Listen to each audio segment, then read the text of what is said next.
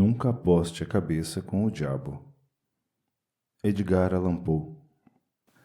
Con tal que las costumbres de un autor, diz Dom Tomás de las Torres, no prefácio de seus poemas amatórios, sean puras y castas, importa muy poco que no sean igualmente severas sus obras. que, desde que a moral de um autor seja pura pessoalmente, não significa nada o que é a moral de seus livros. Presumimos que Dom Tomás está agora no purgatório para a afirmação. Seria uma coisa inteligente, também, no caminho da justiça poética, mantê-lo lá até que seus poemas amatórios saiam de catálogo, ou sejam colocados definitivamente na prateleira por falta de leitores. Toda ficção deve ter uma moral, e, o que é mais pertinente, os críticos descobriram que toda ficção tem.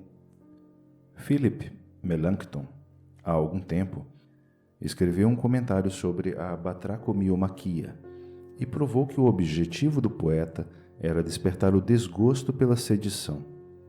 Pierre Lassaigne, dando um passo adiante, mostra que a intenção era recomendar aos jovens temperança no comer e no beber. Da mesma forma, Jacobus Hugo se convenceu de que, por Euenis, Homero pretendia insinuar João Calvino. Por Antinous, Martinho Lutero. Pelos Lotofagi, protestantes em geral. E pelas Árpias, os holandeses. Nossos scholiasts mais modernos são igualmente agudos. Esses companheiros demonstram significado oculto em Os Antediluvianos, uma parábola em Powhatan, novas visões em Cook Robin e o transcendentalismo em Hop o' My Thumb. Em suma, foi demonstrado que nenhum homem pode sentar-se para escrever sem um design muito profundo. Assim, para os autores em geral, muitos problemas são poupados. Um romancista, por exemplo, não precisa se preocupar com sua moral. Está aí, quer dizer, está em algum lugar. E a moral e os críticos podem cuidar de si mesmos. Quando chegar a hora certa, tudo o que o cavalheiro pretendia e tudo o que ele não pretendia será traduzido à luz, no Dial ou Downister, junto com tudo o que ele deveria ter pretendido e o resto que ele claramente pretendia, para que tudo acabe bem no final. Não há fundamento justo, portanto, para a acusação feita contra mim por certos ignorantes, que eu nunca escrevi um conto moral ou, em palavras mais precisas, um conto com uma moral. Eles não são os críticos predestinados a me trazer à tona e desenvolver minha moral. Esse é o segredo. Aos poucos, o North American Quarterly Humdrum os deixará com vergonha de sua estupidez. Nesse ínterim, para impedir a execução, para mitigar as acusações contra mim, apresento a triste história anexa. Uma história sobre cuja moral óbvia não pode haver dúvida alguma, já que aquele que corre pode lê-la nas grandes maiúsculas que formam o título do conto. Eu deveria ter crédito por esse arranjo, um muito mais sábio do que o de La Fontaine e outros, que reservam a impressão para ser transmitida até o último momento e assim a introduzem furtivamente no final de suas fábulas. Defuncti injuria ne afficiantur. Ou, em português, que o falecido não deve ser afetado por lesões, era uma lei das 12 tabelas. E, De mortu nil nisi bonum, traduzindo, não diga nada além de bom dos mortos, é uma injunção excelente, mesmo que os mortos em questão não passem de cerveja pequena.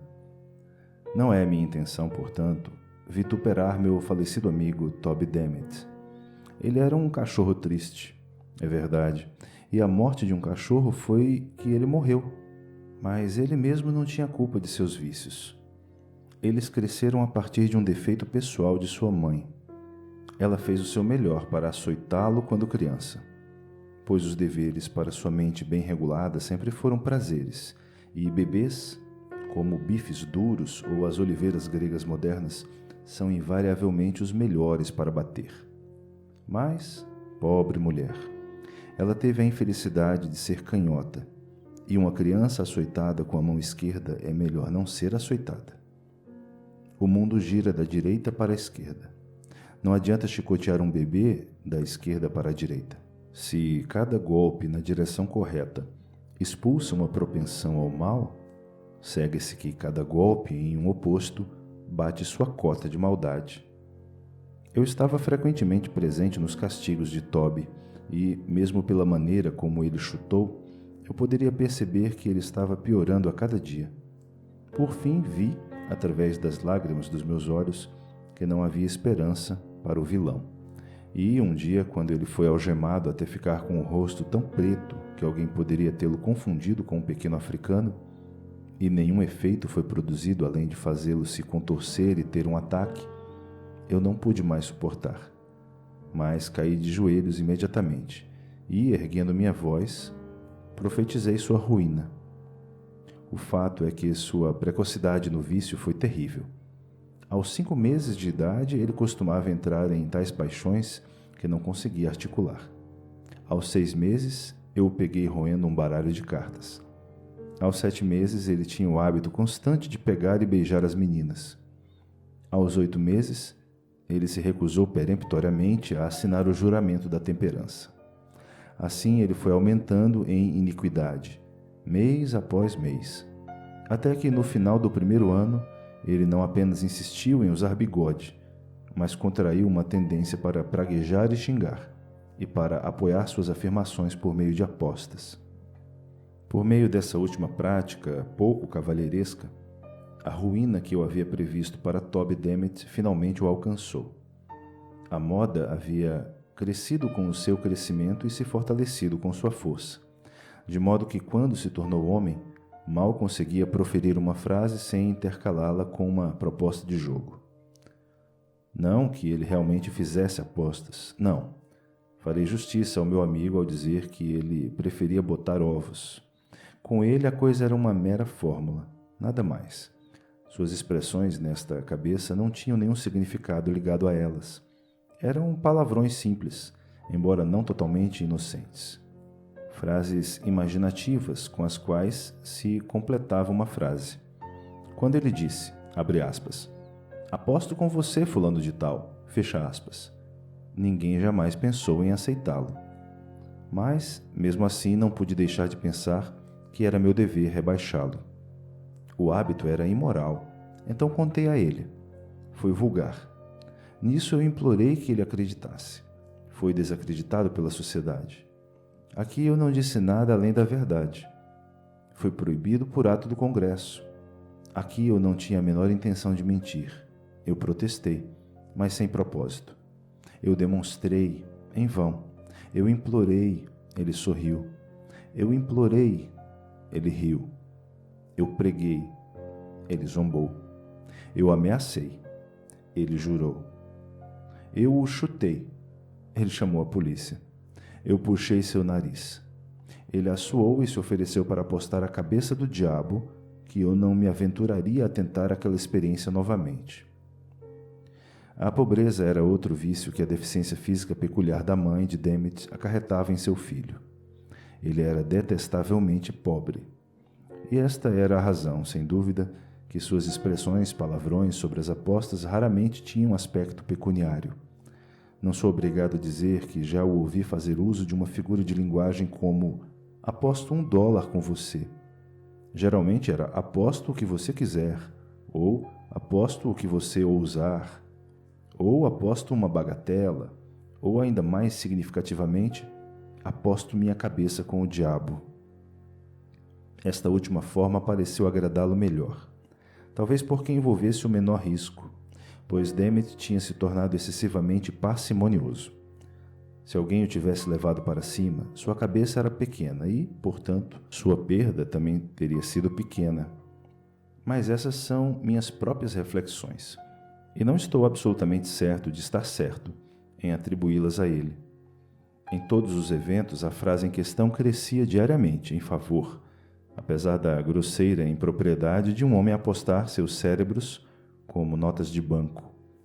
Mas este era um ponto que a perversidade de temperamento de meu amigo não permitiria que ele compreendesse.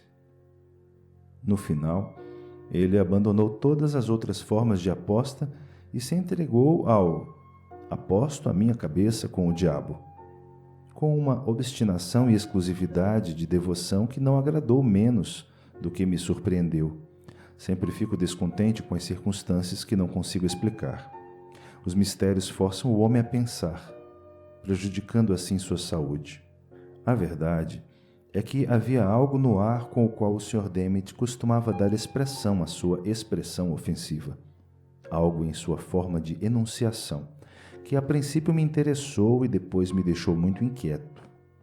Algo que, por falta de um termo mais definido no momento, devo ter permissão para chamar de esquisito, mas que o Sr. Coleridge teria chamado de místico, o Sr. Kant de panteísta, o Sr. Carlyle de torto e o Sr. Emerson de hiperquisista.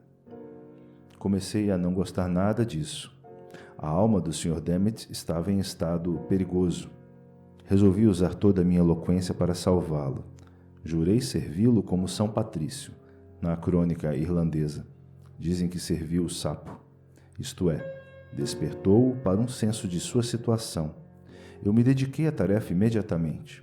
Mais uma vez me propus a protestar. Mais uma vez reuni minhas energias para uma tentativa final de contestação. Quando terminei minha palestra, o Sr. Demet se entregou a um comportamento muito ambíguo. Por alguns momentos ele permaneceu em silêncio, apenas me olhando inquisitivamente no rosto. Mas logo ele jogou a cabeça para o lado e ergueu bastante as sobrancelhas. Então ele espalhou as palmas das mãos e encolheu os ombros. Então ele piscou com o olho direito. Em seguida ele repetiu a operação com a esquerda. Então ele fechou os dois com muita força. Então ele os abriu tanto que fiquei seriamente alarmado com as consequências. Então, colocando o polegar no nariz, achou adequado fazer um movimento indescritível com o resto dos dedos. Finalmente, colocando seus braços em forma de quimbo, ele condescendeu em responder. Posso lembrar apenas os pontos principais de seu discurso. Ele ficaria grato a mim se eu contivesse minha língua. Ele não desejou nenhum dos meus conselhos. Ele desprezou todas as minhas insinuações. Ele tinha idade suficiente para cuidar de si mesmo. Eu ainda penso nele, bebê Demet. Eu quis dizer alguma coisa contra o personagem dele? Eu pretendi insultá-lo? Eu fui um idiota? Minha mãe materna estava ciente, em uma palavra, da minha ausência, da residência domiciliar? Ele me faria esta última pergunta como se fosse um homem de veracidade e se obrigaria a acatar minha resposta. Mais uma vez, ele exigiria explicitamente se minha mãe sabia que eu estava fora.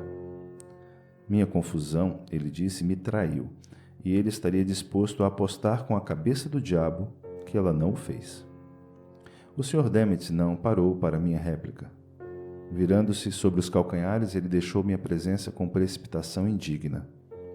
Foi bom para ele ter feito isso. Meus sentimentos foram feridos. Até minha raiva foi despertada. Pela primeira vez eu teria aceitado sua aposta insultuosa. Eu teria vencido pela cabecinha do arqui-inimigo, Sr. Demet, pois o fato é que minha mãe estava muito bem ciente da minha ausência meramente temporária de casa. Mas, Koda Shefa Mideret, o céu dá alívio, como dizem os muçulmanos quando você pisa na ponta dos pés. Foi em cumprimento do meu dever que fui insultado e suportei o insulto como um homem. Agora, porém, parecia-me que tinha feito tudo o que podia ser exigido de mim, no caso desse indivíduo miserável, e resolvi não incomodá-lo mais com meus conselhos, mas deixá-lo entregue à sua consciência e a si mesmo.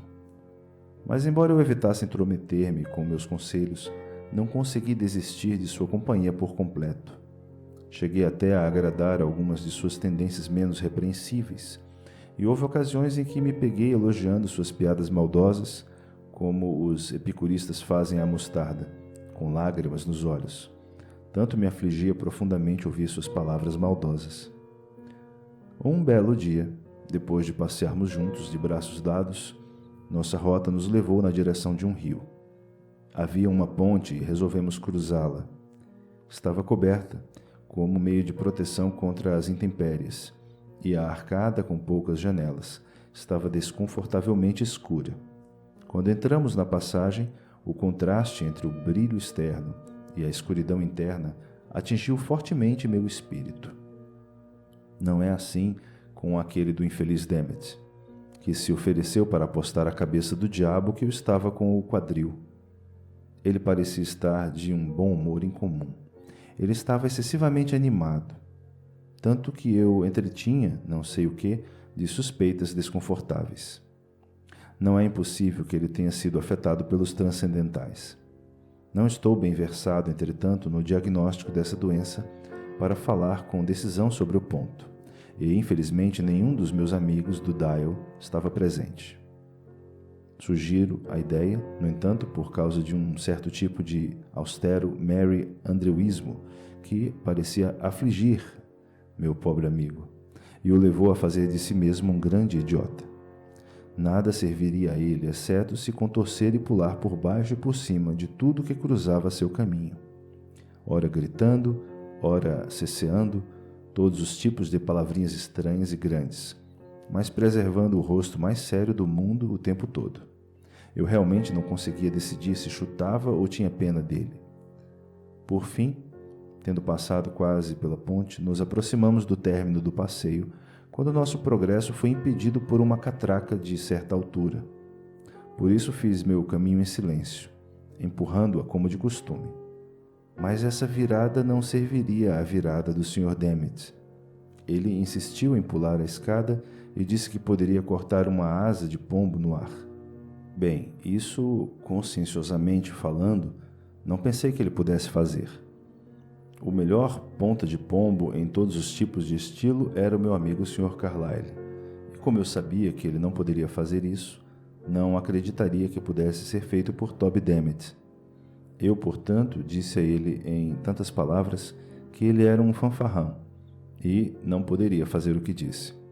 Por isso tive motivos para lamentar depois, porque ele imediatamente se ofereceu para apostar a cabeça com o diabo que sim. Eu estava prestes a responder, apesar de minhas resoluções anteriores, com algum protesto contra sua impiedade, quando ouvi perto do meu cotovelo uma leve tosse, que parecia muito com a exclamação "Ahen". Eu comecei e olhei em volta com surpresa. Meu olhar finalmente caiu em um recanto da moldura, obra da ponte e sobre a figura de um pequeno senhor manco de aspecto venerável. Nada poderia ser mais reverendo do que toda sua aparência, pois ele não só usava um terno completo de preto, mas sua camisa estava perfeitamente limpa e a gola virada muito bem para baixo sobre uma gravata branca, enquanto seu cabelo estava repartido na frente como o de uma menina. Suas mãos estavam pensativamente cruzadas sobre o estômago, e seus 2 olhos estavam curiosamente revirados para o topo de sua cabeça. Ao observá-lo mais de perto, percebi que ele usava um avental de seda preta sobre as roupas de baixo.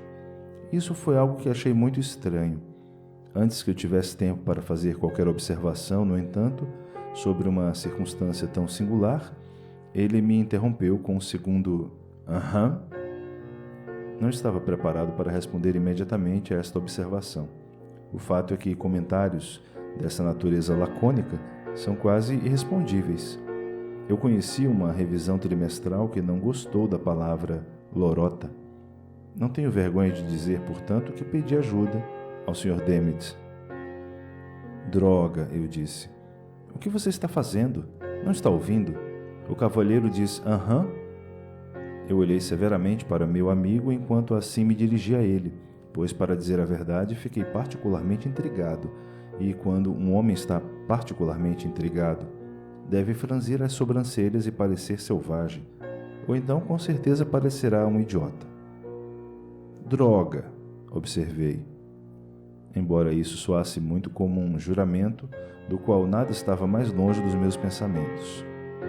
"Droga", sugeri. O cavalheiro diz "aham".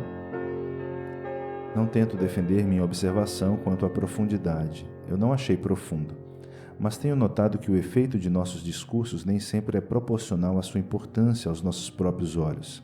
E se eu tivesse atirado no Sr. D completamente com uma bomba Paxson, ou acertado na cabeça com os Poetas e Poesia da América, ele dificilmente poderia ter ficado mais desconcertado do que quando me dirigi a ele com aquelas palavras simples. Droga, o que você está fazendo? Você não ouviu?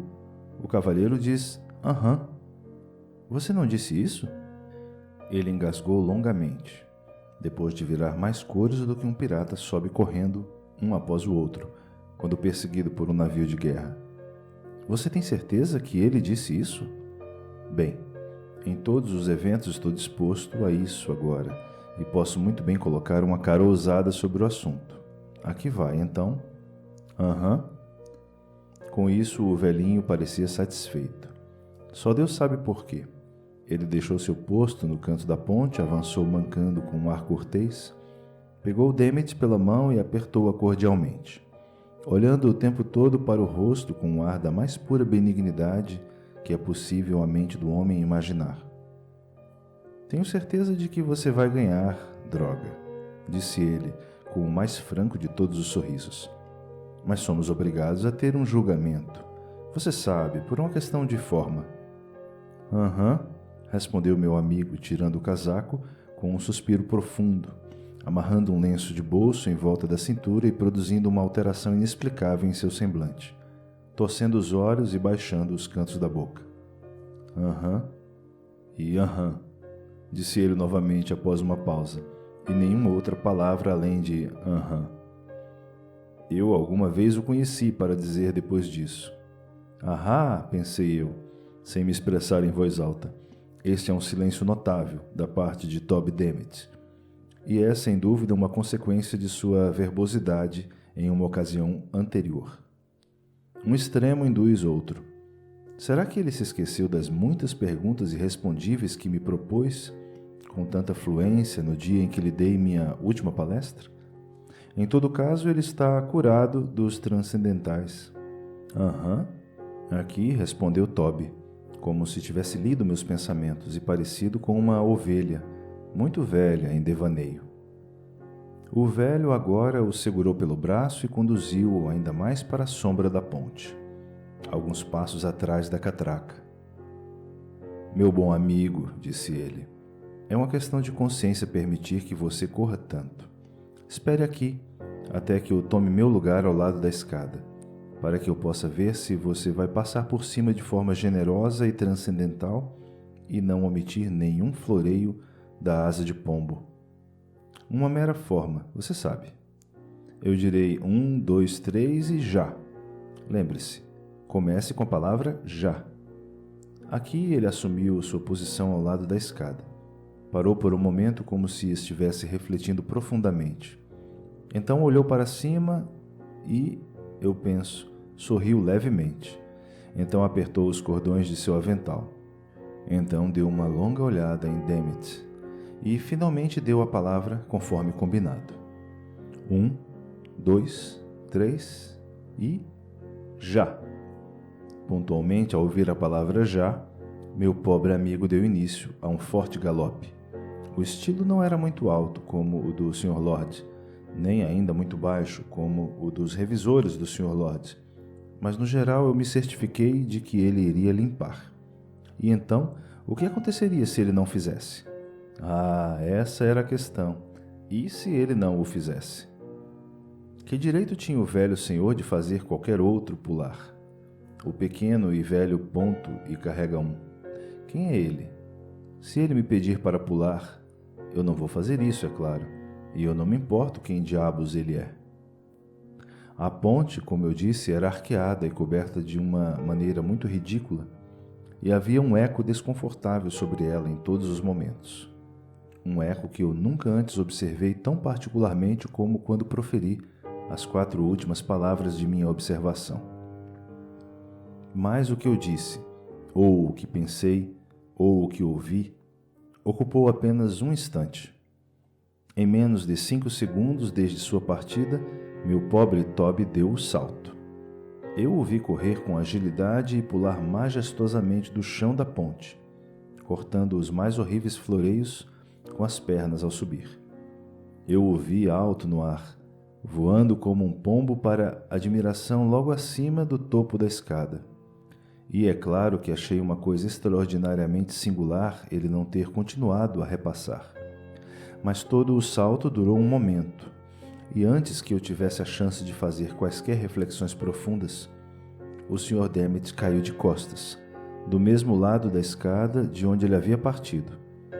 No mesmo instante, vi o velho cavalheiro mancando no auge de sua velocidade, tendo apanhado e enrolado em seu avental algo que caiu pesadamente nele da escuridão do arco logo acima da catraca. Com tudo isso, fiquei muito surpreso, mas não tive tempo para pensar, pois Demet ficou particularmente quieto e concluí que seus sentimentos foram feridos e que ele precisava da minha ajuda. Corri até ele e descobri que havia sofrido o que poderia ser considerado um ferimento grave.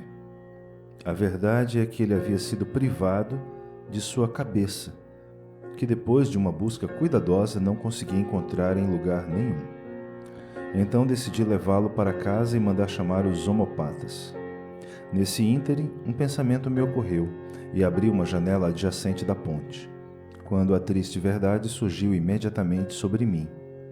Cerca de 1,5 metros logo acima do topo da catraca e cruzando o arco da passadeira de modo a constituir uma travessa, estendia-se uma barra chata de ferro, estendendo-se horizontalmente com sua largura e formando uma série de sérvia para fortalecer a estrutura em toda sua extensão. Com a ponta dessa cinta, parecia evidentemente que o pescoço do meu infeliz amigo havia entrado precisamente em contato. Ele não sobreviveu por muito tempo à sua terrível perda. Os homeopatas não lhe deram pouco físico, e o pouco que lhe deram, ele hesitou em aceitar. Então, no final, ele piorou e finalmente morreu. Uma lição para todos os fígados rebeldes. Enchi seu túmulo com minhas lágrimas. Fiz uma barra sinistra no escudo de sua família e, para as despesas gerais de seu funeral, enviei minha conta, muito moderada, aos transcendentalistas. Os canalhas se recusaram a pagar, então mandei desenterrar o Sr. Demet imediatamente e vendi-o para a ração de cachorro.